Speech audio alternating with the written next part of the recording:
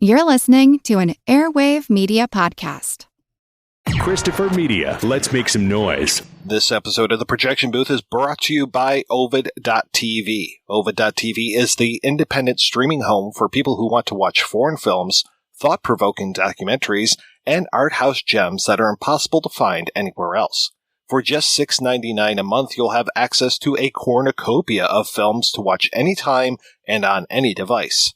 Vanity Fair calls Ovid.tv a fantastic streamer for people with a taste for foreign, political, and otherwise beyond the American mainstream films. Discover art house titles, documentaries, works of global cinema all in one place. Start streaming at www.ovid.tv. Highlights include Tony Manero from the Oscar-nominated Chilean filmmaker Pablo Larraín, director of the hit biopics Jackie and Neruda, as well as the summer favorite Emma. Tony Manero is a terrifying drama and social commentary movie rolled into one. From now until October 21st, 2020, save 50% off your first 3 months of Ovid.tv. Just head on over to www.ovid.tv and sign up with the coupon code PROJECTION at checkout.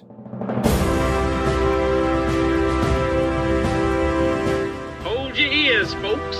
It's showtime. People pay good money to see this movie. When they go out to a theater, they want cold sodas, hot popcorn, and no monsters in the projection booth. Everyone pretend podcasting isn't boring. Turn it off. Turn it off.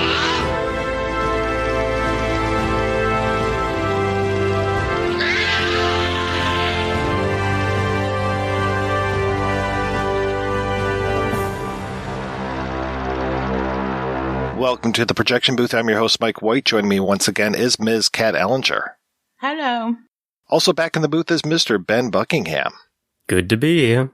Checktember 2020 continues with a look at Juraj Herz's Morgiana. Released in 1972, the film stars Iva Janzurova as both Victoria and Clara Tragen, two sisters who are driven apart by their father's will and the jealousy of Clara by Victoria. We've talked about Herz in the past, including his incredible film, The Cremator, and as subversive as that film was, it was actually Morgiana that got him into more trouble. We'll talk about that and more, including spoilers, as we go along. So, Kat, when was the first time you saw Morgiana, and what did you think? It's another second run DVD. You need to start paying me commission. Whenever they put this out on DVD, which was quite a while ago now, I think. I kind of want to say 2009, but I'm not sure. Anyway, it's total blind buy, and I really just like the cover. I thought that looks a bit trippy. This says everything about me. I just love it, obviously. I love gothic stuff, and I love the really weird, kind of decadent gothic, and this is like the perfect example of that type of gothic, which doesn't actually end up on film a lot. It's just been one of my favourite Czech films ever since. And how about you, Ben? Well, when I was working with the Czech and Slovak Film Festival of Australia, we did a Juraj Herz retrospective, and they double featured it with Oil Lamps, which obviously is a perfect double because it has the same lead actress and also features Peter Sepek, who is also in Morgiana. Now, I missed that screening, but several people I knew went to it and then kept telling me I had to watch it. So, like Kat, instead of seeing it in 35mm, I saw it on the second run DVD. I wasn't quite sure what to make of it because I definitely appreciated the same kind of elements that Kat saw in it, but it's a film you have to really see it twice before you can start to get your head around it because it's a unique one. I remember seeing this on VHS forever ago, and this was actually a title that we used to sell on superhappyfun.com during my dark days as a bootlegger, and managed to, I think I had a shitty VHS, and then eventually a DVD of this came out before the second run one. This was actually coming out in Czechoslovakia, and I helped marry the subtitles from one version to another. Again, I just have this kind of weird relationship with the movie where I saw it, but it didn't really register with me because I was there translating transcribing the subtitles from the VHS onto an SRT file and adding them to the DVD, because that's what I do for fun. The thrilling world of post-production. Oh, it's fantastic. And boy, oh boy, do I get upset whenever I see like misspellings or, grammatical errors inside of subtitles. But thank goodness that the second run DVD of this looks fantastic and the subtitles pristine. You're right. It's so trippy, and this plays so much into so many of the themes that I'm always talking about on the podcast. I mean, I'm always about doubling and mirrors and all of this, and this film has that in spades. And talk about gorgeous. It just looks so good. And I think this was the first time that Herz has worked with Jaroslav Kuchera. He initially was supposed to work with him way back when they did the Pearls of the Deep. Pearls of the Deep. Yeah, and he was snubbed because he wasn't FAMU, because he was the outsider. That was hilarious to me when I found that out, that Jaroslav had done all of Pearls of the Deep and gone, not doing Hertz, because he was from the, the Academy of Puppetry? He studied puppetry with Svankmajer, and before that he studied production design. And he wanted to actually go to FAMU and study film, but they were like, no, you can't do that, like the state or whatever. You can't have funding to do that. So as part of that whole new wave, he was like always the outsider. And then he was a Slovakian Jew. So he wasn't part of the whole Prague scene, even though then he started to work there. So he got into film. We talked about this recently, me and Mike and Sam Deegan, on Transport from Paradise. He got in just by hassling Zbigniew to kind of give him a break. So it's weird with Hertz, even though he didn't seem particularly bitter. I think he had like a bit of a thing with the new wavers because they treated him really badly in a way, kind of snubbed him. And then by the time he comes to do Morgiana, and obviously he's done the Cremator and he's acclaimed, then Kuchera's like, oh yeah, I totally want to work on this. But it just shows the measure of him, that he saw he was the best person for the job, and so he just dropped his ego and said no, because he knew he would be what he wanted, experimental. It just goes to show you he wasn't up his own arse, old Hertz. Admittedly, he did, in an interview, he did say that the episode that he was meant to be in Pearls of the Deep, the junk shop, instead of being in Pearls of the Deep, which didn't get much of a showing in any cinemas in much of Czechoslovakia, his short was put before a German film that was really popular. So his film actually got more seen. So I think it does. The other thing, he was dropped from Pearls of the Deep because they thought it was too long. So he was kind of kicked out of that as well. So, the Czech New Wave Manifesto film. It does ease the ego a little bit when you know that your film has been seen by more of your countrymen than the film you got booted out of. And I had only recently seen Pearls of the Deep, and I gotta say, I think the junk shop is quite a bit better than anything in Pearls of the Deep, so I think he probably had that on his side for feeling good as well. Watching Pearls of the Deep, which is for the most part quite a straightforward film visually, there's not a lot of Yaroslav's real showiness on display. But of course, he did Daisies and Diamonds of the Night, which are two of the most unbelievably striking visual films, not just of the 60s, but the whole 20th century. Well, he was married to Vera Hitilova at the time, and then they kind of broke up, I think, in the early 70s. So he's basically there, isn't he, on all the really experimental, especially Vera's. Did he do Free at Paradise as well? I think he did her first short. He's part of that whole movement, and they were married. And then everything had sort of broken down by the time you get to Morgiana. I love Hertz because he's like the ultimate outsider. And then he, as he said in that interview referencing, which I think's on the second run DVD, he wasn't really a political filmmaker either. He just loved gothic and fairy tales and horror.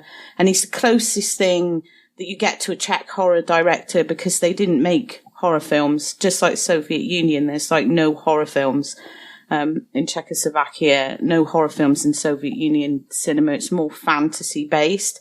And he used fantasy, he used the fairy tale to make his own horror, or the closest thing to it. So it's not like our horror, although he's obviously aware of it. It comes from this place.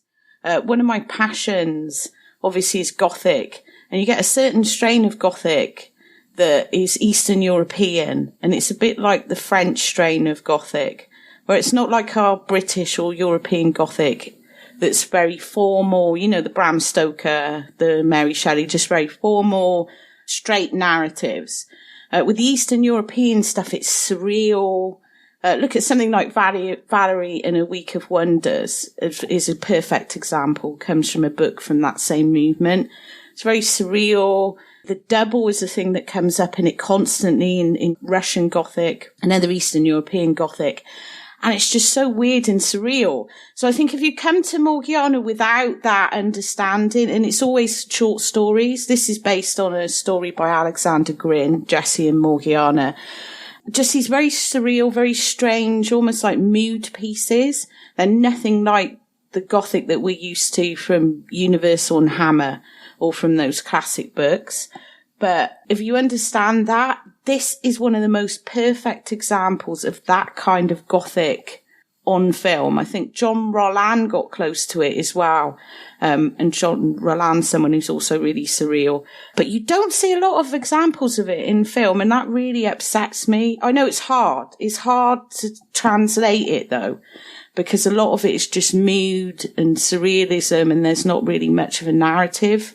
So I just think this film is perfect for that, because I really haven't seen that many examples of it in cinema, like in Gothic cinema, in horror cinema, because it, like I said, it's so hard to translate. And Herz came from a background where he loved fiction. He was like a very literary person, but also he was into art. Like with this, he brings in the influence of Gustav Klimt, who I love. He's one of my favourite painters, and he brings that in. And so he wasn't really like a lot of the new wave directors who were very politically motivated. He was obsessed with what he was obsessed with, literature, painting, music. You see all that come together in Morgiana, and it's perfect. I think the problem is, though, a lot of people come to it without that reference, and they get like, I love in the interview he said he took it to America and they didn't realise it was the same actress. They got really confused. They thought it was two different women, and because they didn't know her. But yeah, just without that frame of reference, I guess it can be slightly, I don't know, disorientating maybe, or just like, what is this? This is strange. But I mean, as you said earlier, Ben, before we started recording, your friend saw it and was like, I don't know what this is, but I love it. I think that is the response a lot of people have to it. Like, they haven't seen anything like it before, but they just love it because it's so much. It's beautiful. It's experimental. The colours and the music and everything is just, I'll get off my soapbox now. Well, I think it is one of those difficulties where you it's almost like the if you're a Texas Chainsaw Massacre person and you watch Eaten Alive, and you're like, oh, well, it's clear that it's the same filmmaker, but they're so drastically different in styles that they're coming from polar opposites in how they're addressing it, where one is very much from a more realist, and, you know, you look at Hertz's first couple of films and these black and white, stark, leaving aside the Limping Devil, but Silent Cancer and Junk Shop and Cremator feel much more like they've come from the social realist side. They're black and white. They feel like they're in a real lived reality. And then if you've come from the Cremator to this, it's so starkly different that while still capturing that same black gothic humor and darkness, and you're still looking at going like, we're staring into an abyss, but I don't know what the abyss is here. And it is like, in rewatching this recently, it was the first film I watched as I then went and, because when I saw The Cremator originally, I had never seen any other Herz films. And then I think Beauty and the Beast was the next film I saw, and then Morgiana. And that was a big part of why I was like, I don't quite know how to process this film. And it took going and watching 7 or 8 of his other films before I came back to Morgiana and was like, okay, I think I get it now. And I think that is part of his, it's not just that he was an outsider because of all of the things you mentioned, but of all the Czech filmmakers, he, I think, is the hardest to pin down. There's definitely consistencies once you've seen enough, but even his consistencies, he approaches from quite different perspectives. Well, he has no real signature in any sort of, like you say, his early films like Sign of Cancer. It's quite straightforward. He gets a bit experimental on The Cremator, especially with that fisheye lens, which he uses a lot in this. But every single one of his films, apart from perhaps Beauty and the Beast and The Ninth Heart, because they were made back to back, they are all different because he seemed to go into every project just wanting to experiment. And the thing that pulls them together is this darkness, his fascination with very dark themes. Because, you know, he was a Slovakian Jew. He was in a concentration camp with his mother in the war. You know, he'd seen a lot of real darkness. And he also really understood folklore and fairy tales, that those original fairy tales, they're scary. They're not, like, look at Little Red Riding Hood. It's about cannibalism. Or the original Cinderella, one of the stepsisters cuts off her toes to fit into the shoe. Or Hansel and Gretel, you know, kids being eaten alive. They're scary. They're not, especially when you look at the Eastern European ones where they have like stories about, you know, if you mess around, you're going to get eaten by a wolf. Like they tell this to little kids. And he got that, and he brought back that kind of scary sense of the fairy tale, not the Disney-fied ones that we grew up on in the West. These are the real deal things. It's a darkness that he was drawn to in all of his films. But if you look at them, they all look very different, like all of them. Whereas some of the other Czech New Wave directors, you could just tell their films by looking at them. And Herz wasn't like that. There's definitely, if you can watch the Find and see Sweet Games of Summer. It is a transitional piece where he said that, you know, The Cremator was much more an expressionist work, and then it's Sweet Games of Summer or Sweet Games of Late Summer is based on the look of Renoir's paintings and is very impressionistic. And so you can see that transition of him moving away from that social realism and going more into where this kind of gothic vibe and the fairy tale look. But I think one of the really interesting things that I came away from his films was, especially in like the fairy tales, that often the evil is kind of misplaced or misdirected. It's the people don't actually recognize where the evil is coming from. And the Cremator also does this as well. That it's the you know, the in Beauty and the Beast, you've got that, oh, the beast is evil, oh, the forest is evil, oh, this is all this darkness and everything. But it's like, no, it's the humans, it's the thieves at the beginning who slaughter everyone. And then it's the sisters in the home who are greedy and destroying everything and not caring for the father, that we displace and put our projections of what is evil onto other things and completely mistake it, which it does happen in this film, where you've got this, you know, the projections of Victoria onto her sister, where she's like, she is very much the gothic queen and she's melancholic and she has all this darkness, but she's projecting all of these things outwards, like blaming everything else for her lack. It's quite interesting how I think, like, I think this is where you know, when you watch, I think one of the big differences is much like Spunkmeyer was different. Like when you watch a Spunkmeyer film, because I watched the Flat, which Herz acts in, because I know Herz actually originally wanted to be an actor, but was told that he didn't have a good enough look for anybody to ever want to hire him. No, he did. He was an actor. Yeah, well, yeah, he did. He did do a lot of acting, but he wouldn't. He originally, when he was studying, he tried to go for an apprenticeship in acting, and they were like, "No, nobody will want to use you. You look weird." To paraphrase. And I thought he had a fantastic look. I love the way that he looks with that big aquiline nose, and just he's got such striking features. I love it when he turns up in things. In The Ninth Heart, when he's got a cameo. Oh, yeah, it's so good. And I always cheer if I see it. He's not in all of his films, but if he pops up, it's like, because he is really distinctive. Yeah. But he's wonderful. The way that Spunkmeyer shoots actors is the same way he shoots his objects. Like in a Spunkmeyer film, everything is an object. Everything is objectified. It is like actually pure cinema because it's all totally separated from any kind of physical reality while everything being super physical. And Herz doesn't quite have that, but when I found out that he came from puppetry, it made sense because his relation to objects is quite different. And watching all of his films, it's like Ferret Vampire, which is, about a vampire car. It's not Christine or the car. The car isn't evil. It's what people do with it that is evil. It's how people interact with it and abuse it that's evil. It's in the Cremator, the furnaces aren't evil. It's the people who use it again. And I feel like this very much comes from, his experience of the Second World War and the Holocaust. And, so many art movements grew out of the reaction to modernity was meant to be this great and wonderful utopia. At the beginning of Oil Lamps even starts with, New Year's and them saying 1900, the next 100 years will fix everything for humanity.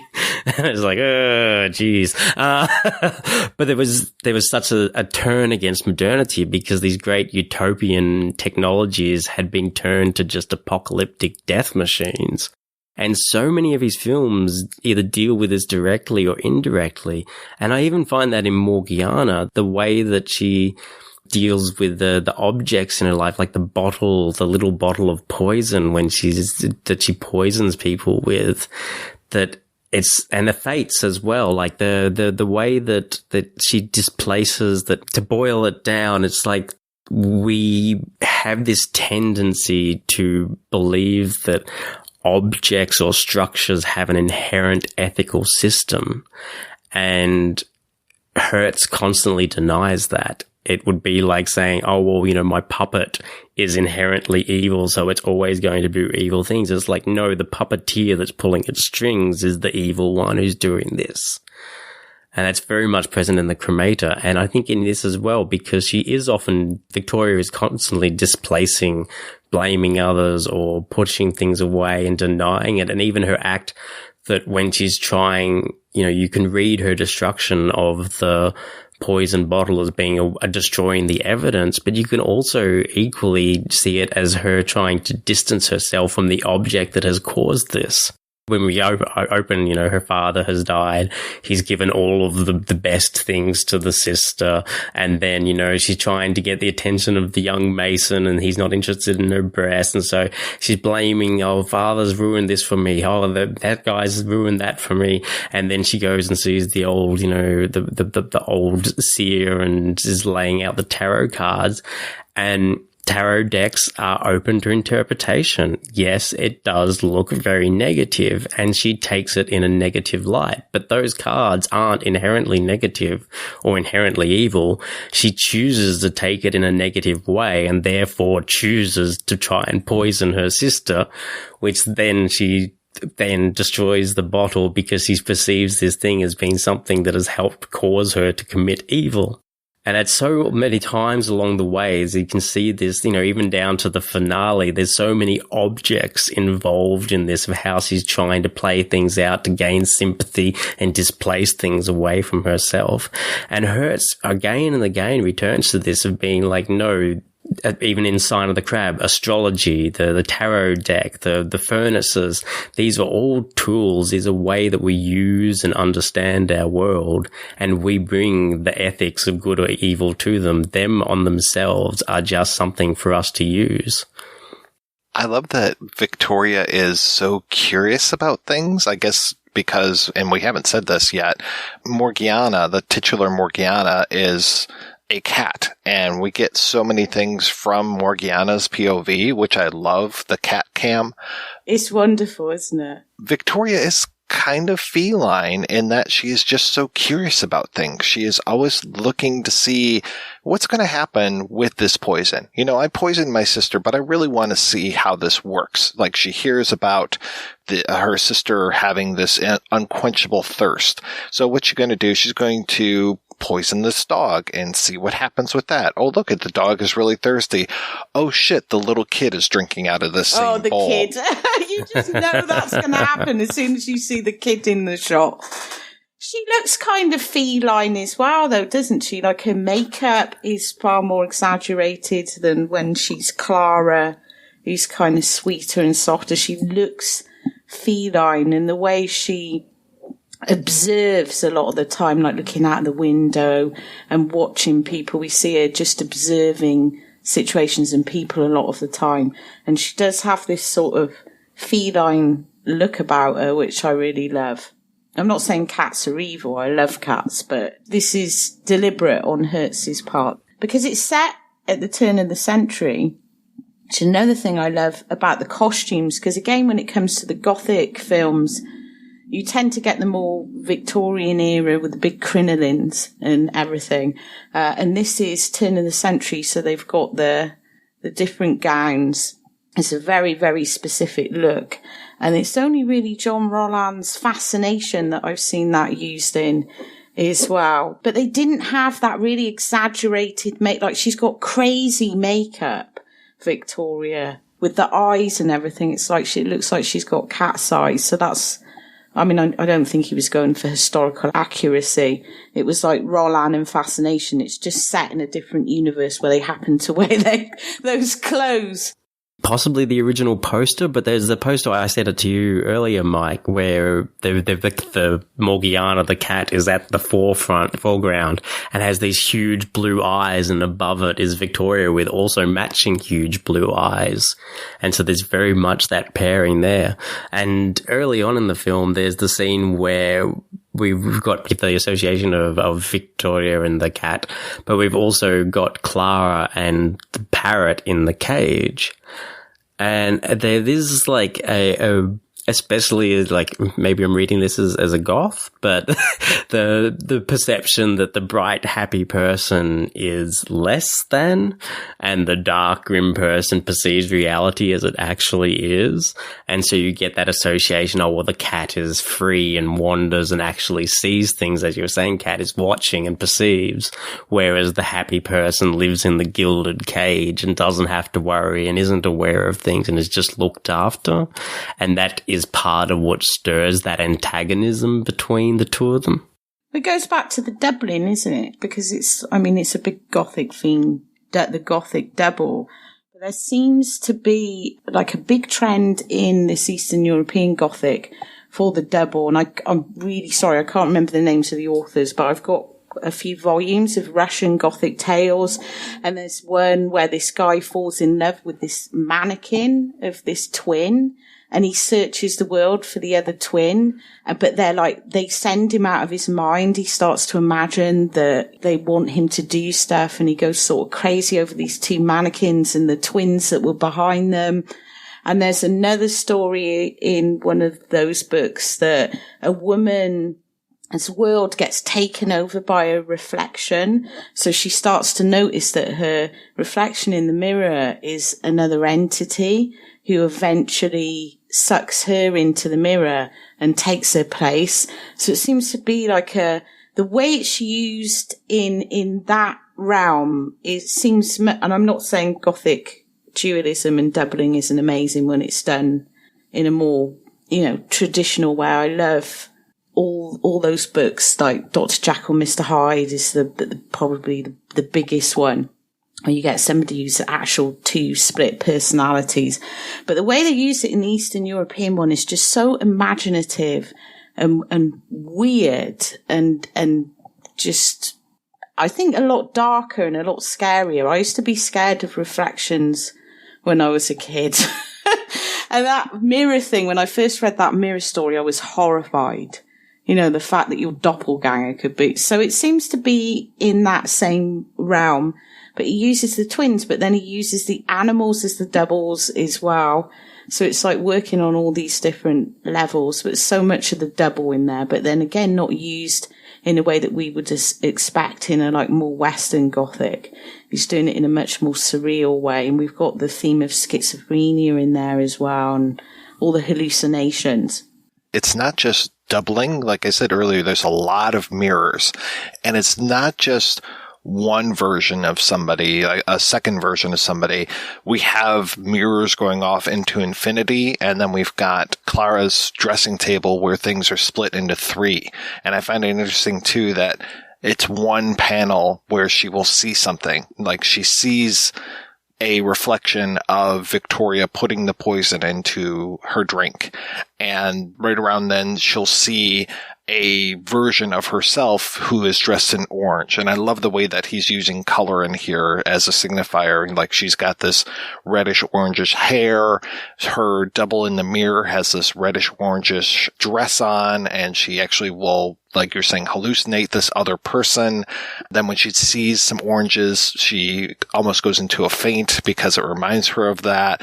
But yeah, it's not just two of these sisters. You have these multiples when it comes to all of these mirrors. It appears in so many of those stories, and I don't know why. It just seems to be a trend that mirrors are used in the same way that doubles are used, but they're used in, like I said, this surreal, more fantasy way, where in this, often when she looks in the mirror, she doesn't just see a reflection, like you say, she sees something else, almost like a premonition, a hallucination or a premonition that comes in, and it seems to come more from that literary thing, which Herz was just so much into literature and painting, and I think that informs a lot of his films, because with this we have Klimt with the costumes and the accents of gold and everything, and I love Klimt. And he just brings all these things in together. I think because, like Ben said, his background is in design, it's in puppetry, it's in these more physical, artistic, like these craftsman sort of things, where he's not just making a film, he's making like a painting, because that's his background. That's why it just stands out. Even in Hertz's films, it stands out as where at a point where he seems to be really experimenting with things and seeing how far can I go with this and what can I get away with. And obviously he couldn't get away with all of it because the state hated it and banned him from making films for 2 years because they were like, this is a horror film, which the same thing happened with Beauty and the Beast. He wasn't banned then, but they were like, you said you were making a children's tale and this is a horror film, which is like, seems to be what he did with everything. They were like, hang on. And he's like, well, I thought it was romantic, which it is. It's a really romantic film, but romantic in that Gothic romance sense of dangerous. But they didn't get that. They thought they were going to get this really sweet. I mean, I don't know what they thought they were going to get, but they were horrified, which I love. I think it says a lot about the ineptitude of bureaucrats that they don't know what they're ever going to get.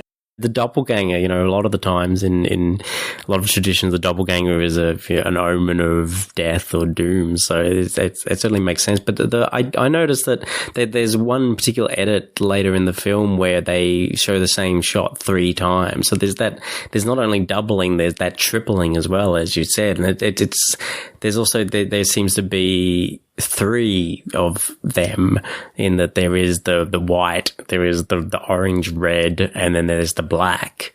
And I had like numerous notes where I was like, what does red symbolize? Does it symbolize death? No. Does it symbolize a bond? Maybe. I was just like constantly trying to pin it down. I was just like, this is Herz. It's like, you try and pin it down. And he's just like, nah, this, nah, that. But it's fascinating. Like you said, that he's experimenting, because Herz said that the only film he ever made that was finished the way that he intended was the Cremator, and even that had the ending changed from what he originally shot. And this, basically, the film was originally meant to pretty much end halfway through with Clara discovering that there's no Victoria, that it's in Hertz's words, a schizophrenic film about a split personality. And I didn't find that out until after I'd seen it twice.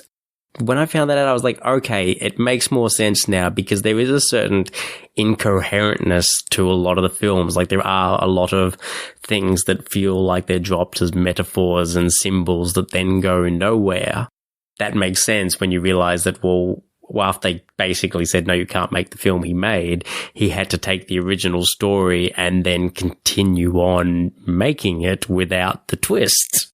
Yeah, I've got this quote from an interview that he gave to Kino Eye, where it says, where the film ends should have been just halfway through. In the middle of the original story, the good sister wakes up and she asks for a sister, but they tell her that she doesn't have one. It should have been a schizophrenic story about a person who has a good and also a bad side.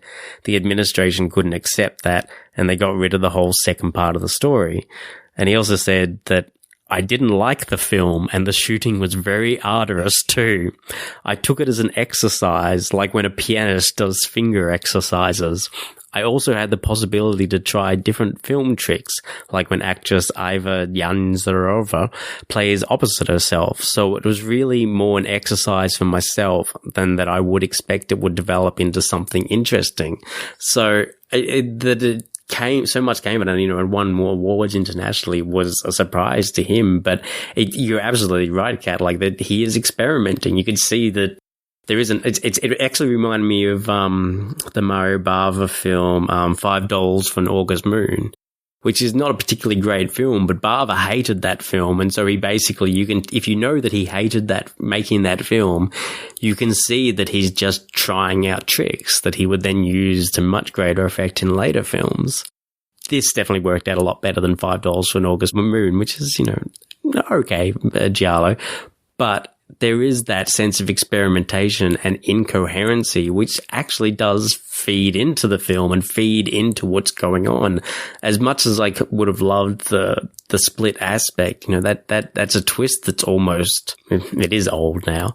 It was old. It was clearly, this film was 1972 when they were using it.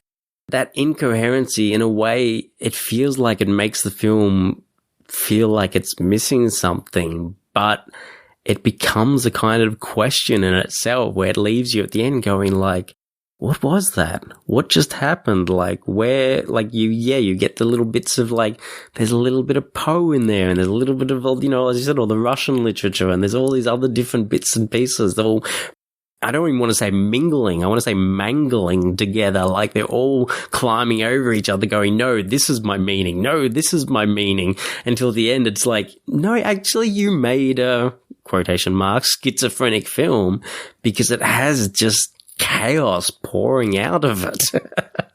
Yeah, it really reminded me of I can't remember if it was the second or third chapter of Trilogy of Terror.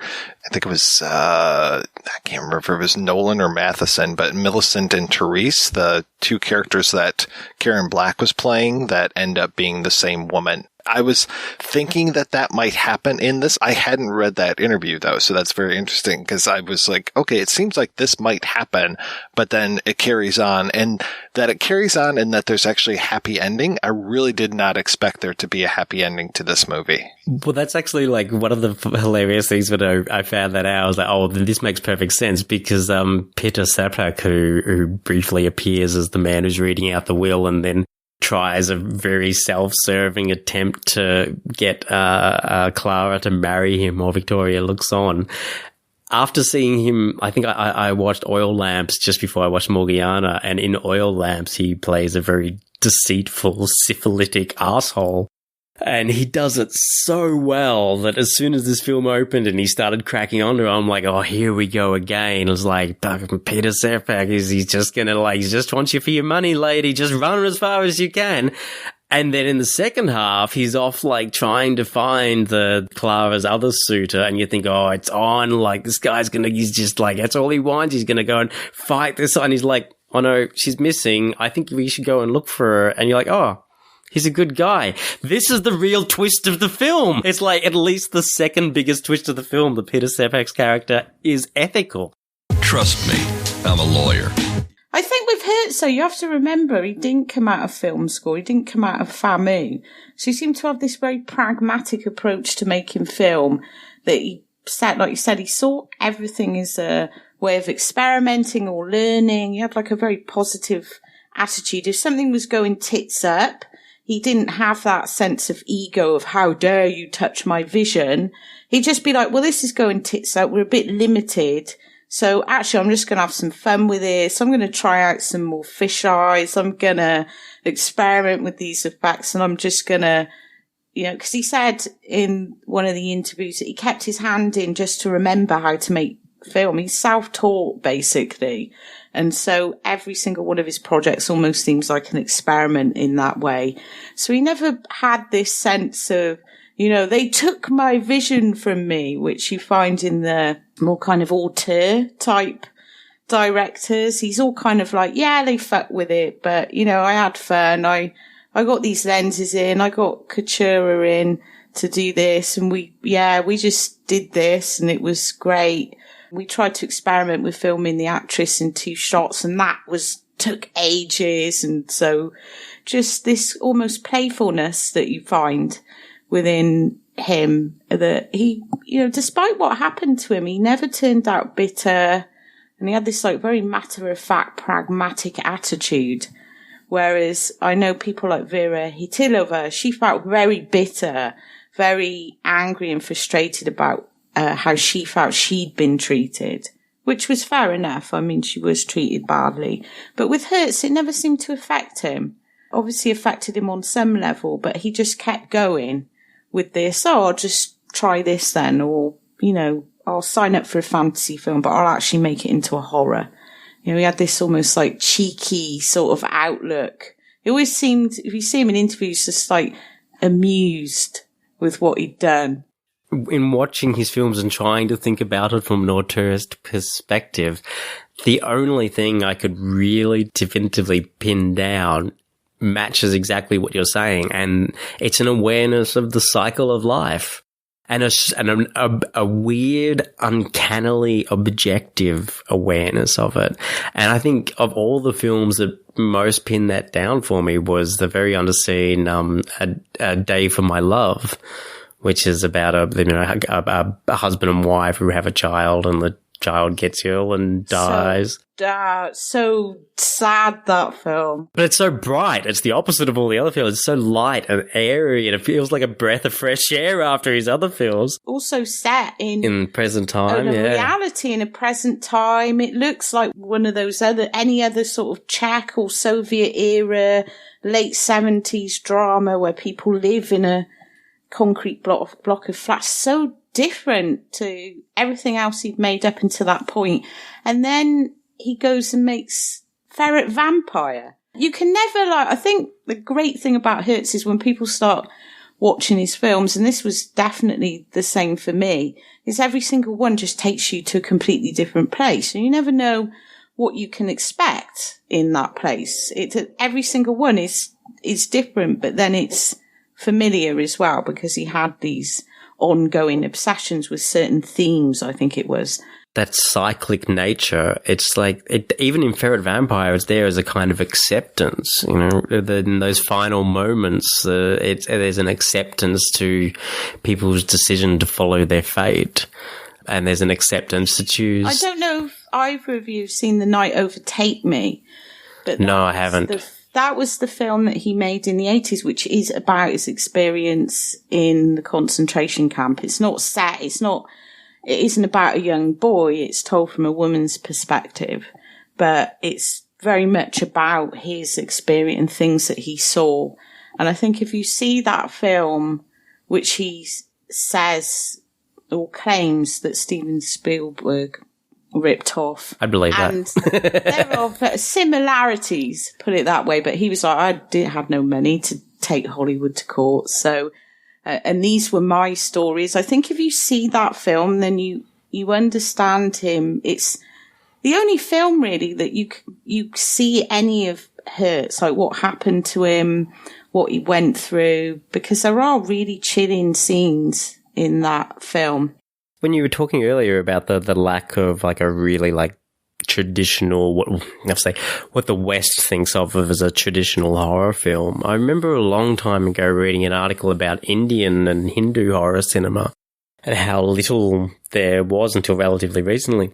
One of the points they made was that they thought that this was partly because the Hindus lived with so much fantastical monstrosities and gods and things in their kind of their present lives, like all around them, that they didn't need that kind of outlet or escapism or whatever horror offered.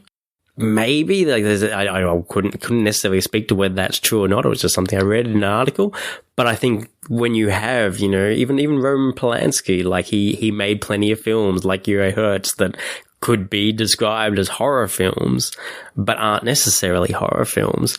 And I think when you've gone through that real horror, then there's no point in trying to fantasize it. They just came from such a horrible pit. Like, they've just seen such terrible things. End of the Soviet era anyway, they would have never allowed horror films in the drive-in. That would have been way too fucking frivolous. They would have just busted it. They didn't have that commercial sense of cinema like we did in the West. So there was no framework for it. But they did have an obsession with fantasy and fairy tales. And they had lived through just horrific experiences. So it comes out as a form of horror. Zurowski was the same. Roman Polanski was the same. It's a very Eastern European thing that they wouldn't make something like Texas Chainsaw Massacre because they didn't need to. So what you get, and I think Herz is the one that comes the closest to somebody who was conscious of what he was doing. He was definitely conscious that he wanted to scare people. He wasn't taking American and British films and using them as a model. He was using things that he knew. He was using fairy tales, which was scary, pieces of literature, which was scary. He didn't have to borrow anything. And so he kind of sets that precedent in the Czechoslovak. I mean, because there's barely anything that could qualify as horror. But the other thing is Brinich in The Fifth Horseman is Fear. Brinich was his mentor, and that is something that comes close to a horror film. So there's also that influence as well. He seemed to be the one that seemed more self-aware and conscious of what he was doing and quite proud. Like, he was quite proud that kids ran out of the cinema crying after Beauty and the Beast. He was really proud of that, which I love. And he was just like, oops. But he knew what he was doing. And he was doing it with a lot of wink and, oh, sorry, I thought it was something else. And it's like, no, you wanted those kids to cry. In my watchings and my viewings, I'm just like, we missed out on one of the 20th century's great pervert slaughter masters, because there's so many. He said, like in the Sign of the Cancer or Sign of the Crab, his first film, there was a lot of nudity cut out and a rape scene. The Limping Devil or the Lame Devil, there was meant to be much more eroticism of people going sexually mad because of this promiscuous devil affecting them. In the Cremator, there's a great deal of nudity in all these images of photos and things. It's just like time and again he had all this extra sex and violence that he wanted in his films, and they were just like, nah. And even Ferret Vampires, it probably doesn't exist anymore, but he did shoot a lot more nastiness and violence in Ferret Vampire, which I can only imagine what that is, because the one scene of really graphic violence in there makes anything in Videodrome look like, yeah, that's comparable. And 4 years before it, he was definitely excuse my French, a fucked up dude who was willing to go to really, really nasty, weird places. And even when he, after the troubles he had in the coming of the Russians, he went to the Slovak, I think, television to make Sweet Games of Late Summer. And watching that, I was like, this makes most of the erotic cinema of Europe for like the late 70s look tame and bland. Like, it's so very in your face with the sexuality. It's basically about a girl who takes 5 lovers, and it's such a beautiful. It is really beautiful, but the eroticism is off the charts, especially compared to nowadays. And I mean, admittedly, most of the erotic films I've been watching lately have been released American films by Vinegar Syndrome from the 70s and 80s, so their eroticism levels are very minus. I love Vinegar Syndrome, but they're not erotic films. But the Herz was like, he was on a whole different plane. I just wish like we could have gotten all of those elements that he wanted to bring to the screen, because he was clearly an okay person, but he was not okay, and I wanted to see his not okayness on screen. We seem to come from the same place as Borowczak did, although he didn't go as far as Borowczak, and Jean Rollin. He seemed to occupy that same place in the imagination of the weird and the erotic and all that. And it is a shame that he was kind of stunted in what he could do, because his vision was so different from a lot of the other Czechoslovak filmmakers from that, who were just very political. They were very angry. They wanted to make statements. They wanted to kick back. And Herz was there, you know, gone through this terrible experience, and then had found he was an outsider after this as well. He's just like, I want to do my own thing. I'm just really into this. And he was cut off a lot of the time from doing that. But he carried on. He just carried on, getting away with as much as he could. One of the reasons why I respond to him so much is he does seem to belong in that same fantasy, weird, erotic horror camp that the more surreal European directors come out of, like Varian, Borowczak, John Rollin, definitely.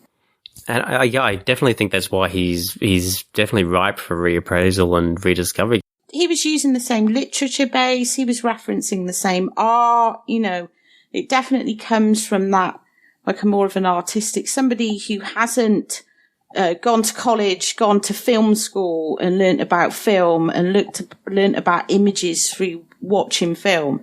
He didn't come from that world. He came from a world of puppets and design, and Borowczak was the same with his painting, with his animation.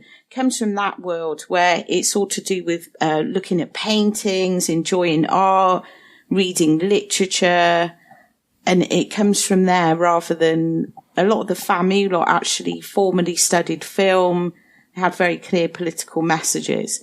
So they were experimental as well, but it's in a cinematic way, whereas Herz wasn't really looking at cinema in that way. He was just looking at it as in a way of expression, like not in this formalized style where, you know, he was necessarily aware of the meaning of things or what you should and shouldn't do. And I think that's what I love about him, because he would just plop something in if he thought it looked good. I know he said after the Cremator he would have never have made it like that again, but they had that fisheye lens and they were just like, yeah, let's just use the fisheye everywhere. And he's like, if I did it again, I'd like, it is so good, but he's like, we did too much with the fisheye. as much as the like anarchistic Aquarian in me wants to just be like, the Cremator might not be his best film. Having rewatched it after watching 9 of his films, it was just like, no, the Cremator is phenomenal. Like, that is just, and till you watch it today in the midst of what's going on in the world and you're like, oh shit. But part of me is like, I get that Morgiana, even though there's something about it that does have that chaos that doesn't all quite click together as perfectly and beautifully as the Cremator does. There's so many layers to it that I go like, oh, but I'm getting more and more why this is almost as good as the Cremator to me. And a part of it is his own experience of duality, because as I said, like trying to pin him down as a filmmaker looking from an auteur perspective, it's so complicated because you have this duality of the filmmaker and the Communist Party. And it's so many times the filmmaker and the artist is complicated or neutered or censored by the Communist Party that you kind of have to watch the film as being what it is, what it might have been, what it was meant to be. It's like, you know, Zulawski and On the Silver Globe with the missing scenes where he's walking down the street narrating what would have happened, or the actor or whoever it was. Anyway, you have that kind of experience with a lot of Hertz's films once you look into them, and he talks about what's missing, what was meant to be, that you end up watching them as a double. You get this doppelganger version of the film, which is sort of in your mind and in front of you, and so you end up with this film like Morgiana, which just becomes like, it's almost like 4-dimensional, 5-dimensional. It exists on so many planes across so many different ways of reading it. It almost doesn't matter what happens in it. It just is this gem that comes about because of all of these pressures pushing down on it. And you go, yep, that is something, and it is unique, and it is undeniable. Because I watch a lot of Euro cult film, like European, like Roland being one of those sort of films. I've never looked into that deeply, Ben, because I'm just I see. No, I do too. Go with it. I do too. I love these costumes and I'm just very much like that. I've never looked at it that deeply, but it's a really interesting perspective. I tell people like I'm in the black tie heroin territory of cinema. I'm so far off the deep end. I love all this Euro cult stuff and strangeness, and the more esoteric and bizarre, the better. And so this is like, but I can't help but like grab it like that. And especially when I come back and watch it multiple times, and having watched so many of his films compressed together, I think like my like slightly OCD nature looks obsessively for like those details that connect it. No, it's amazing, but it says a lot about me, because I'm just like, oh, hey, this is like, obviously I knew about the schizophrenic thing, and I think, yeah, that's good, you know, but like you said, everyone was doing that at the time. It would have been more in fitting with the whole gothic thing to have the actual double as an imagination. Like I said about that mirror story, that would have made more sense in that. But the fact that a lot of it doesn't make sense, and he seems to be leaving these little breadcrumbs that mean something, but then they don't lead to anything. So you're often thinking, you know, what does this mean? And you start to think, is Clara being an imagination, or is Victoria like not real? Because he's obviously left certain things in just because he filmed them and thought, fuck it. But the Eurocult part of me is just like, oh, hey, yeah, well, that didn't need, well, that's fine. It looked lovely. Watching this, of course, I was raised by a Jungian, so my brain was like, shadow self, oh my God. So like I dug out my portable Jung, and if I may just drop some Jung quotes for a minute, because we have to, in regards to the shadow self, Jung wrote, while some traits peculiar to the shadow can be recognized without too much difficulty as one's own personal qualities, in this case, both insight and goodwill are unavailing because the cause of the emotion appears to lie beyond all possibility of doubt in the other person. And the effect of projection is to isolate the subject from his environment, since instead of a real relation to it, there is now only an illusionary one. Projections change the world into the replica of one's own unknown face. And it's like, that's still in the film. It's 100% still there. And that would have worked if it had finished with it just being herself as a split person between herself and her shadow self.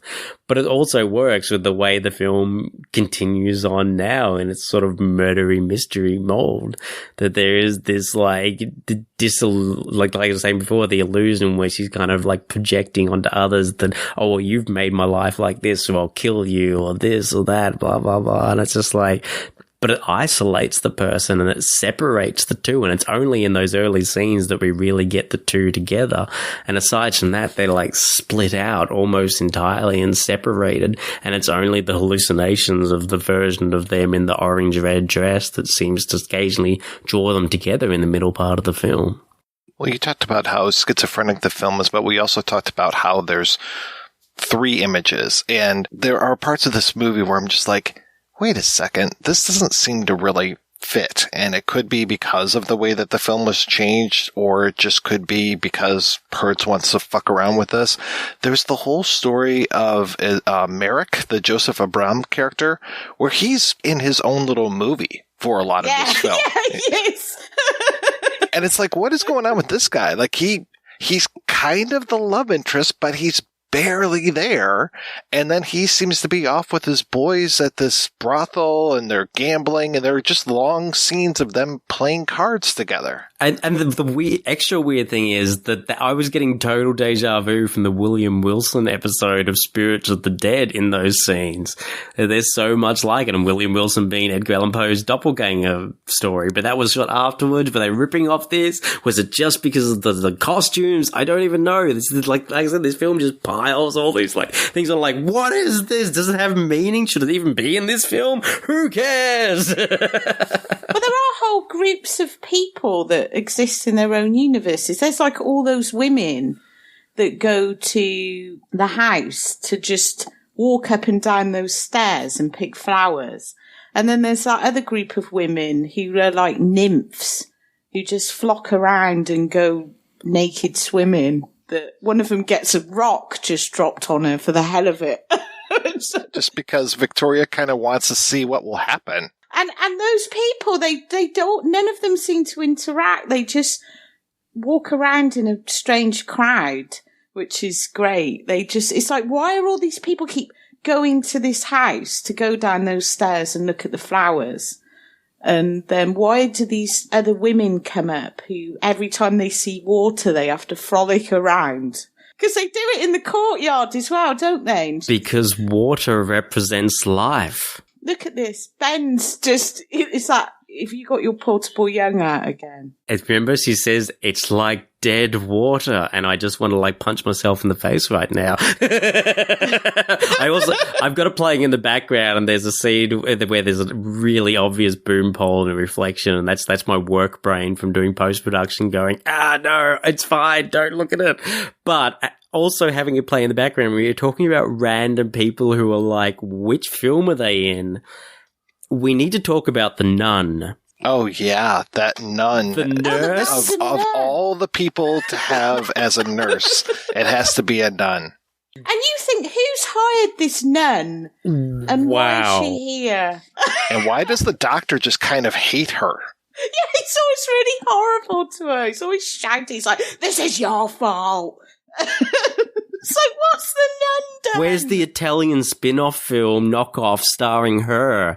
She should just have had her own whole series of just walking through films and smiling with those eyes. Like, I would watch, like, decades of that. And I just, like, instead of playing in the background, and she grabs the white roses and she starts to smile, and somehow she looks more insane and evil when she smiles than when she glowers. She's incredible, and she's just this minor part that's like, where did this come from? But she does remind me, there's 2 characters in this that remind me a lot of characters in the Cremator. She is a lot like the young girl who keeps popping up in the Cremator that is making out on the tombstones at the end, where it's just like this really hypnotic porcelain chiseled beauty who just comes in. Only in this, he has a much more bizarro nunsploitation flavor. But there's also the painting, which I guess we're meant to assume is her mother, looks a lot like the black-haired woman that the Cremator keeps seeing, the one played by the actress from Valerie and a Week of Wonders. So there's a weird parallel there between the 2 films, that there's these long, straight, black-haired ladies and very cheekbone-heavy porcelain women who pop up and drag the attention away from everything that's going on for moments. But you've got to have a painting if it's gothic as well. You have to have the painting, the double. You have to have the Gothic painting. Why does she also has the color coordinate? As you were saying, the people who frolic in water every time it appears, they're not just people; they're color coordinated handmaidens. Nobody else has color coordinated handmaidens in the film, but she has this dark, rich blue that all of her handmaidens have to wear. There is the scene, like it was mentioned before, about the breaking of the bottle, as if she's trying to disavow what she's done and trying to smash this object that has led her astray, is immediately followed by, I feel like, Herz refuting that by having her creep around and throw a rock at one of these young handmaidens and almost kill her. And Mike, you said before, how did you put it? However it was brilliant. Yeah, it was totally brilliant. Absolutely brilliant. But watching these total mismatch of associations, of course, like for those who are obsessed with serial killers, it's quite well known that the Soviet Union believed that serial killers were an American problem and could not happen in the Soviet Union, which led to lots of serial killers getting super high body counts. To me, this and the Cremator are borderline serial killer films. And for me, Victoria, those moments where she, curiosity, that's what you were saying. The curiosity of her character is how you put it. To me, maybe because I listened to too much last podcast on the left, these felt like permission moments where it's those little creeping instances where you're just going that little bit further closer to killing someone, that she never actually really gets to the point of killing someone, but she gives herself this permission of, I'll just test out this poison. I'll just pour a little bit of this in here. I'll just throw this rock. And it's all those kind of it's what serial killers do, where they give themselves permissions to get closer and closer to what they actually want to do, which is kill someone. Well, she's like a child, isn't she? Sort of because she's very cruel. And that was one of the things Herz was surprised at. The censor said it was a sadistic film because it does have a lot of sadism in it, wonderfully so. That's a classic thing for a pervert to go, is like, what? This my thing's perverted? What? But she is like a child who's the sort of thing a kid would pull off the wings of a fly, or she seems to be like that. She's not like the Cremator, who has got a mission, he's got a grand plan, and then he keeps noticing that these people are in it are not aesthetically right for his vision, so he takes them out. She's not like that. Like you said, she's testing. She's like a little kid. She sees those girls playing and she has that moment of jealousy because she sees they're beautiful and young and free. And so she throws the rock. And her reaction to it is like a kid as well, like a bit of a bully, or some kid who's like, yeah, I'll teach you. Like her whole reaction to it is really childlike, which I love about that character, because she's not completely evil in that way. And I think that was something that Herz did very well. He's always quite ambiguous in his characters, and she's not completely evil, and she kind of wants to kill her sister, but not. Every time she just keeps having these moments of and it's great though, how she does these little experiments, I think, like a child. And you just wonder, why is she never grown up and why is she like this? You do want her to get away with it in the end, but you kind of also want, or at least I felt personally, that you want her to get caught. And having them both, being the twin sisters of being played by the same person, complicates that, because you kind of are rooting for the same person. You're kind of but I like her because I like her, but I like her because I like her. So you're how do they both? You know that one of them, you know that somebody has to be sacrificed. You know that this film, especially being a gothic, they can't all come out on top.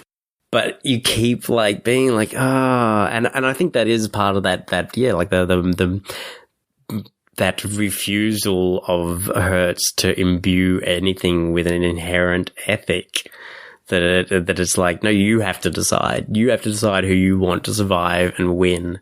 And that is possibly what is maybe most lost by having it not finish the way he did, that he might have been able to finish it more ambiguously with not allowing you to choose either way, but by having to have a resolution and such, it does eventually have a which way it goes. But for the most part, you do kind of like, oh, but like, you know, Clara's fine. Clara's great. Like, she seems like a really wonderful, interesting person, and she's not a bird in a gilded cage. And Victoria's fine. She's not a huntress devouring prey. Maybe she might be a wannabe serial killer, but, you know, we've all had dark nights. I love that they have dolls of one another, and Victoria brings Clara a Victoria doll, and she's like, oh, I remember this. This was great. And what happened to my doll? And she's like, oh, it got all torn up and the eyes ripped off. Yeah, that is like, again, serial killer. Classic serial. And that was before the term was even created, like classic serial killer behavior. I do want to talk about that end, and just that it's Victoria's drama that ends up getting her killed. I talked about how Morgiana is actually the name of the cat, and it's very strange, too, that the cat, quote-unquote, dies in the middle of this film. I talked about how we have all of these POV shots from her, and at one point, the cat is looking up at Victoria, and Victoria's talking about how the cat's dead, and then we get this freeze frame of Victoria, and then we don't see the cat for the rest of the film until the very end, when it's the cat and the breeze from the window, which she, of course, says that breeze will be the death of me. That ends up being the death of her, as well as Morgiana, and this whole elaborate thing she has set up where she tears the string of her pearls, and there's pearls everywhere, and she gets her handmaid and her housekeeper to clean this stuff up, and then she sets up this whole thing where the housekeeper will see her trying to commit suicide, but then come and rescue her. But that darn breeze caused by that darn cat end up closing the door, and she ends up hanging herself and killing herself when it was supposed to be this more dramatic, look at me, I'm suffering moment. Which is wonderful. I love it. It is pretty great. And again, going back to puppetry, like she ends up a marionette on a string. We didn't talk about the housekeeper because she's great. She seems to come out of some sort of Italian neo-realism film. She's like this hardened working class maid who's a bit rough. He's always got a kid hanging around her. She's always like and it's a weird thing because you wouldn't imagine Victoria to tolerate somebody having their kid around all the time. Like the type of character she is, she finds everything intolerable and annoying, especially if people are innocent or free or having fun. But she doesn't seem to mind that kid being around. So that housekeeper's just another really strange character that I loved, because you could see her in a De Sica film out scrubbing a doorstep or doing washing in a lake. And everyone else is so, the way they're dressed, you know, so grand. They've all got these, apart from this one housekeeper, who's like the wild washerwoman. All the things he does with the little characters. But then he does that in a lot of his films. Like all the little characters are just really eccentric. And you find all these strange people. And you just think, oh, what is it about this person? Like, why are they like this? Why is everybody really strange? Housekeepers like that. She needed a film as well. She was in another film. Yeah, I think that opening shot is so, we really didn't talk about that opening shot enough when they're carrying the coffin. It's so striking and just in your face immediately as all the pallbearers carrying the coffin. Like there's something about the way it's angled, the color of it, everything just is like I get just sears into your brain. So everything in this film happens in the shadow of that coffin, which is the father's coffin. The sort of underlying narrative of this film is two sisters finding themselves in the world. Like the person who, especially at this time, the person who would have ruled over them, who would have dictated everything they did, is absent. So the film is almost occurring in a vacuum. And so I think like a character like that is, you know, or you can imagine the father, you know, there was his nanny or whatever kind of thing, you know, like maybe not his nanny because he would have been super old, but that kind of thing. Like there was more of an association with her to the father, and then for some reason that's Morgiana has kept her on, and it does also lead, like as you said, like why has she kept her here? Because so much of this irritates her, and it does humanize her character. It gives it that more nuance and detail. But also like that opening shot, it's a closed world, you know, where you look at oil lamps and you just know that oil lamps are just so restricted for the options and possibilities available, which is not what this film is about. But the coffin, you open with a coffin and there's not much more closed than that. But then immediately after the incredible credits, you get that shot with the mirror reflecting the mirror, the mise en abîme of what looks like eternity. But in a way, it's just as closed as the coffin because it's just a glass wall reflecting a glass wall. No one's mentioned sibling rivalry yet, because I was the eldest of two and I had this spoilt brat, horrid brother. So I kind of like really get this film. I'm an only child, so yeah, same here. There you go. That's why we haven't mentioned it yet. Go for it, Kat. My brother was Cara, basically, and I would have fucking poisoned him if I could get away. And you were the goth queen. and I was so I, in a way, really side with her. Nothing against Cara, but she's so good and so like good, and she always, poor Victoria's like in the corner, you know, wants her own thing. See, now the truth's coming out, Kat. Now we're get to the real reason why you love this film. I really rooted for Victoria because it's like, yeah, kill the smug sibling. Get that she stole all your attention. Now is your time to shine. Have either of you given any thought to the green flute being the name of the other estate? It seems so that would be something from a fairy tale. Like, that seems like the name of a fairy tale, the green flute. I just think of like, because it's the green fairy. Euphemism. It could be. I for a little bit also, like when the suitor and his soldiers go on their night of debauchery, for a minute I thought that they end up at a brothel and the madam of the house. For a second I thought she was also played by the lead actress, that she has a look that's sort of somewhat between the two of them, but definitely leaning towards the gothic. And like you were saying before, it's like, yeah, there's this own little mini narrative, and there's this mini little story in the middle of it, of this, what it goes on in the brothel that night. Oh man, yeah, this film is going in so many different directions.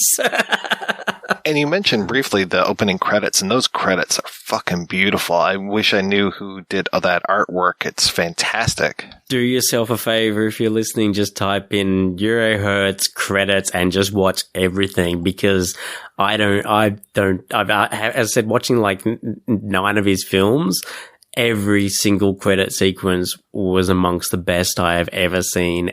Ever. They are phenomenal. These aren't Iva Shankmeyer ones. No. I think it's only the Ninth Heart, which is a Funkmeyer one, and I know the Ninth Heart's definitely on YouTube because I've sent it to about 20 people and gone, watch this. But like the even like The Day for My Love and Favorite Vampire, they're just, every single credit sequence he has is just like, this is wow, like just. It's phenomenal. It's like there's not one that's just okay. They're all so striking, so different, and so just. They're absolute, like it clearly shows what you were saying before earlier, Kat, about his passion for painting and art. Like it's just his credit sequence. So I know with me and Mike and Sam talked about Beauty and the Beast recently. Yeah. And the same with that, the paintings, and I can't remember, do you remember, Mike? I can't remember for the life of me who did the paintings for that, but they're incredible as well, and it's the same thing here. It's that, like not to diss Saul Bass or anything, like he was great, but you just go like, Herz just found the best of everyone. Like, these should absolutely be, like, if you had to do, top 10 best ever credit sequence, I'd be hard pressed not just to line up every Herz film I've seen in the last week. They're really just so detailed and textured and I think especially watching a lot of, AIPs, 60s gothics and things, and a lot of them, they do have that kind of art aspect to them, and even the giallos is often like paintings and such, and you see the paintings and the artworks in them and you're like, yeah, okay, that's fine. Oh, that was pretty cool. Yeah, they're fine. In the Herz films, you're like, that's amazing. Can I get that and put it on my wall, please? I just had a random thought. The cat, I don't think the cat does die, does she? Well, she comes back. Wow. The cat comes back. Yeah, I was going to say, I was really confused then, thinking, she thinks she's dead, and then she comes back through that window. When the cat appears to die, they show the cat, and then they show the cat lying there, turned up, looking completely dead. And I think either her or the maid says that is the end, and it kind of freeze frames and goes to black. So you're really meant to feel like it's an end of something there and it's over. So did the cat come back at the end to tip her over, or was it the wind or ghost cat or... Well, it's like very, like you said, it's very Poe. It's very like Poe's the Black Cat. Yeah, absolutely. It is like, oh, well, you won't let me have the story that I was writing. Well, screw you guys. I'm going to throw in 6 different other gothic stories instead. We'll have William Wilson at the pub. We can have the Black Cat at the Green Flute, which has nothing green on it. From what I understand, Alexander Grin was very Edgar Allan Poe, the guy who wrote this. It's interesting, too, just how we talk about the communists. He had fallen out of favor. He was very popular for a while. He had fallen out of favor when Stalin was in power, and then he came back into favor after Stalin had died.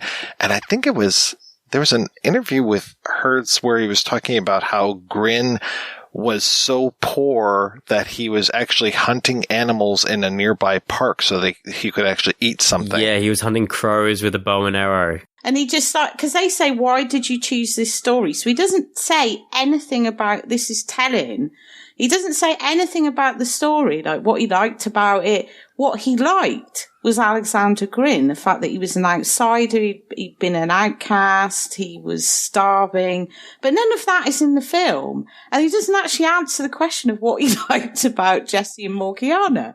It just tells you that, well, Alexander Grin was shooting crows in the park and starving. It's like enough said. Yeah. It's like, so I chose this story. Given that he said that it was an arduous film to make, he might have forgotten by the end of it why he wanted to make it. The only other Grin adaptation that I've ever seen is The Rat Savior from 1976, which I think is... That is a fucking excellent film. Yeah, it's Yugoslavian though, isn't it? Okay, that's what I thought. Yeah, it's just wonderful. Oh, so messed just up. Just acquired that I haven't recently. seen it for ages. I want to go and watch it again now. Invasion of the Body Snatchers, but with rats. Sounds rad. Yes. So good. Looking at them now, and as I said, I've got this playing in the background, the painted women aspect of those eyes and the makeup, I was a little startled again mentioning Sweet Games of Late Summer, because one of the characters in that is Goya, and he's of course a painter, and he literally paints the lead actress, and she becomes a very literal painted woman, completely naked, covered in paint. You know, in comparison to that film, which was made for TV, this is almost restrained painted women. It's a fascinating way that they're represented, because we do learn that Victoria does have her own kind of facade, and that her black hair is a wig, which she removes at the end before attempting to hang herself. But otherwise, their makeup never feels like a facade. It feels like them, and it matches very closely, if not exactly, which is quite interesting, because quite often when makeup is used so heavily, it is used as a facade, as a mask, but you never get the feeling that it's hiding anything. And at the end, when the wig comes off, the only thing that is revealed as being hidden is that Victoria has red hair as well. So there is that bond between them, which is why I was thinking, is red representative of bond? Because it's like that Victoria is hiding her red hair. She's hiding the fact that she is exactly like her sister, that she has that connection to her. All right. Well, episode over. Well, thank you so much, guys, for being on the show. Is there anything else? Come on, we've got to move. No, I got nothing. The representation of, it's alluded to a little here. As I said, the relationship between men and women is a really consistent part of Herz's filmography. And that it sounds a bit dumb saying that because it's a really consistent part in a lot of films. And even saying like death is a really consistent part of his films sounds a bit daft because there's death in a lot of films. But death is really present in his films. And the relationship between men and women is also really present. And watching the Cremator, I it's not really noted in a lot of commentaries and reviews that I've seen about how much that film is about domestic violence. Nobody raises a hand to hit anybody. He does, spoiler alert, kill all of his family, but there's that controlling aspect that is not often so addressed in relation to domestic violence. Well, the women are not allowed to, I think I've noted it on my commentary for it, the women... I had wanted to listen to your commentary to see. Yeah, they barely have a line of dialogue. It's there's like they're those not allowed looks, to speak. Those looks that know that they're not allowed to speak. But there's also that, like in, oil lamps where the relationship between men and women is so complicated by all these social structures and requirements and duties and honors and things that those that might actually flower are never allowed to. Well, this is set, actually, Morgiana is actually set in that same time period, which is interesting. It's like he followed one after the other. And then he did the same with The Ninth Heart and Beauty and the Beast, in that they're very similar. It's more like traditional fairy tales. But he didn't generally do that across the board. It's just, but it is set in that turn of the century. So they still have those very Victorian values. You have the fact that Clara, they don't really take her illness seriously because the Victorians had that whole idea of women being hysterical.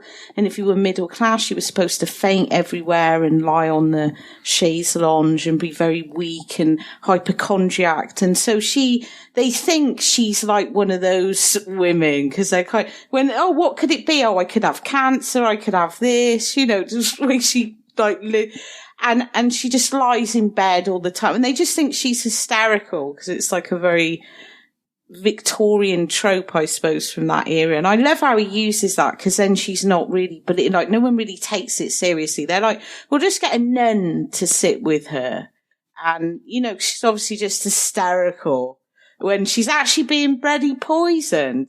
And that's like a key thing in a lot of that Victorian literature is that women don't get believed because they're supposed to be weak and feeble and ill and have these complaints that can't really be explained in any scientific. So they're always sent to their beds. Someone's sent in to watch them for whatever reason. So it plays on that sort of period. And the idea that the father's gone and these two women are now heiresses and the guys start coming out of the woodwork. They're supposed to be independent in a time when women aren't really allowed to be independent. So the whole idea is we have to marry you off now. So it does play into that. And Oil Lamps is set in that same little time frame as well, the end of that Victorian era. Well, it's also a fascinating opposite to Sign of Cancer, where you have a female patient who is dying of cancer, but the doctors won't tell her. They don't want to freak her out and disturb her with that. And so even though she is clearly unwell and disturbed and worrying, they are hiding this knowledge from her. It's the absolute opposite position. It hurts constantly. He's just flipping these different positions around and playing with them. And, there's his films where it's male-centric and female-centric and, well, Night Overtake Me is set, so there's children in it, but it's set in a woman's camp. So it's his autobiography, because he obviously was with his mother. It's like a woman's story, and all the characters, or most of the characters in it, main characters, are female. So that's like a very female-centric film, even though it's his most autobiographical, which is interesting. I don't think he was particularly interested in gender, though. No, I'd agree with that. That interested in gender, but you got to think Czechoslovakia wasn't a particularly progressive country under communism. The social roles definitely interested him, because I think there is that, again, going back to Sweet Games of Summer, that even though there's this free, sexually liberated, sensual woman, whenever the females who are given name and characterization disappear, the men just immediately run to the sex workers, and they kind of wait in the wings, almost vampiric-like. And that also has an echo in this, with the scene in the brothel, that it has a similar kind of feel, that it's like, even, the good men, they still move in the same circles as the sex workers, even if they don't partake. And there's this interesting overlapping of those kind of roles. And you can even see that in something like, The Ninth Heart, which, even though the Ninth Heart breaks down those roles because of the chaos and oddness of what is occurring, the aristocracy is inviting lesser folk into their circle. And so I think that he is interested in that the social roles that people play, and the times at which we let down how we present them, perhaps more so than the fixed position that we might believe they have. All right, let's go ahead and take a break and play a trailer for next week's episode, probably more like a clip, and we'll be back with that right after these brief messages. It's not easy having a good time, and it's not cheap either. Every week, the Projection Booth brings you a new show, possibly even two, focusing on all genres of cinema. If you've sat through the 7-hour Conan episode, the 6-hour Star Wars episode, or even the hour-long Superman episode, you know that Mike and his co-host put forth a lot of work into researching the movies, tracking down the interview subjects, and putting together one of the best podcasts on the internet. Now I'm asking you if you can repay all that hard work by giving back to the Projection Booth. The show has a Patreon fundraiser at Patreon. That's patreon.com/Projection Booth. You can donate as little as $1 a month. That's $12 a year. At least 50 great shows and 2 terrible ones. That's the price of 2 matinee tickets. Now, isn't the Projection Booth worth it? Once again, that's patreon.com/Projection Booth. Donate today. It's the right thing to do.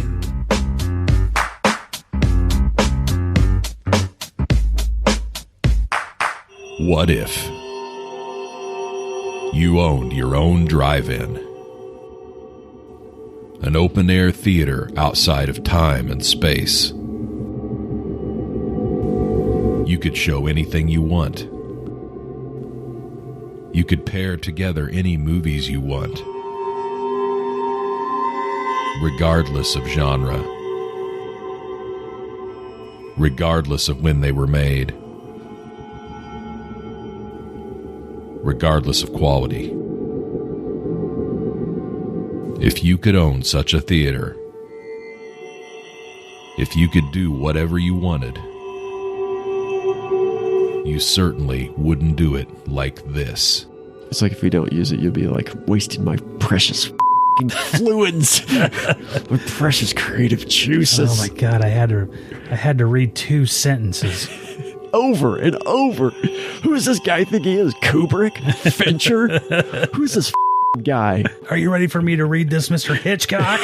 Yeah. Is the bird gonna on my shoulder in this scene too? He's a plastic bird. He doesn't even make on his own.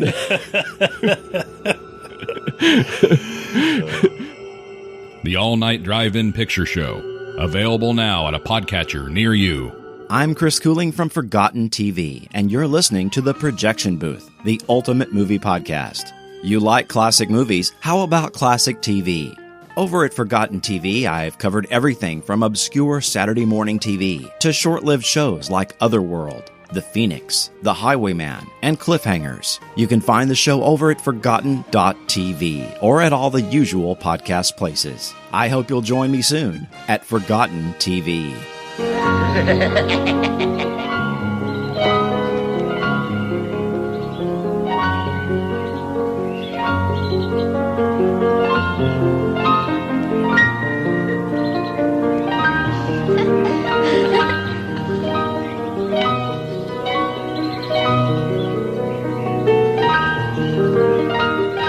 Kto je to? Blázon. A ten? Mudrc.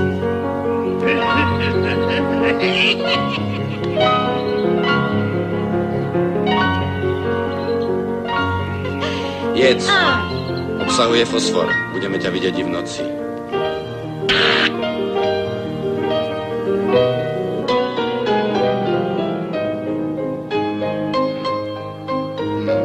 Smrdí.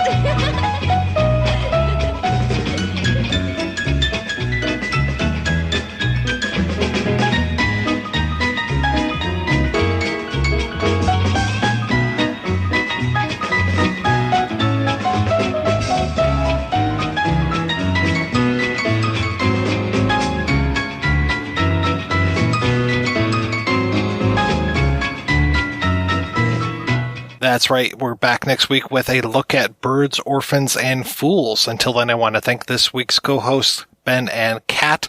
So, Ben, what is keeping you busy down under, sir? Got a fair bit going on at the moment.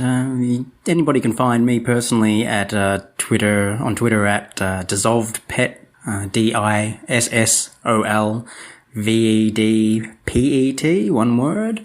But with a couple of friends of mine, Ben Volchok and Steph Fellows, we've just got a podcast up and running recently, Video Vortex Podcast. We're a couple of ex-uni students who wanted to get a bit back into the discourse and talk about things from our own and an Australian perspective on cinema, coming more from a cultural history, concepts, themes, random strangeness perspective than from the films themselves. So it's a bit of a chaotic mix of things. We're definitely within the intention. Each episode we take a particular topic. So we've done like national cinema and cars in film and things like that. And we have a bit of an academic side, bit of a rambly side, bit of a silly side, bit of a wherever it takes us. So be sure to check that out if that sounds like something that could interest you. You can find us videovortex.podbean.com at the moment, and it's Video Vortex, one word, VIDEOVORTEX. We're on Twitter at Podcast Vortex. Tried to get Video Vortex, but Twitter apparently is weird with naming these days, and well, we don't mind being a Podcast Vortex. So one word, Podcast Vortex. Be sure to check us out and let us know what you think. Hope you enjoy it. And Kat, what's the latest with you? So, yes, Mike, funny you should ask me that because there's been 2 big developments since I was on here last. The first one is my Daughters of Darkness book has finally been published and it's like out and it's an actual fucking thing, which I'm really happy about. And you can get that on Amazon, but ignore the stupid Kindle price. I'm told that's a mistake, $56. And then my other big thing is I've just started a Patreon, Kat Ellinger's Confessions of a Cine Slut. And I'm offering vlogs and blogs and essays and trailer commentaries and a film club and loads of amazing things on there that are going to be exclusive just to the Patreon. So if you want to come and support me on there, just go to patreon.com and put Kat Ellinger's Confessions of a Cine Slut in the search, because I'm sure there's only one. Well, thank you again, guys, for being on the show. Thanks, everybody, for listening. Please head on over to the website, projectionboothpodcast.com, where you can find out more about today's episode. You'll also find a link over to Patreon, where you can make a donation to the show. Every donation we get helps the Projection Booth take over the world.